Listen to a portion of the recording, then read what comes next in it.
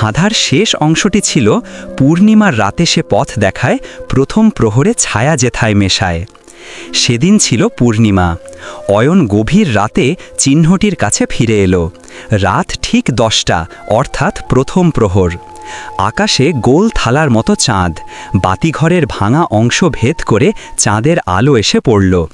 অয়ন অবাক হয়ে দেখল, আলো পড়ায় নক্ষত্রের চিহ্নটি উজ্জ্বল হয়ে উঠল এবং ঠিক সেই সময়ে বাতিঘরের লম্বা ভাঙা কাঠামোটির ছায়া এসে পড়ল নক্ষত্রের চিহ্নের একটি নির্দিষ্ট কোণে।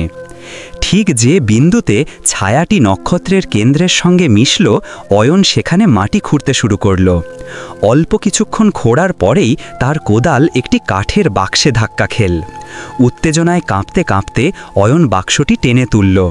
সেটি ছিল একটি মজবুত সিন্দুক আকৃতির কাঠের বাক্স। ভেতরে যা ছিল তা দেখে অয়ন বাকরুদ্ধ হয়ে গেল।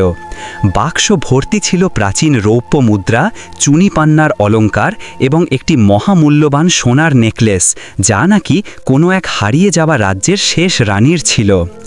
অয়ন সফল। দিনের আলো ফুটতেই সে এই গুপ্তধন নিয়ে ফিরে চলল।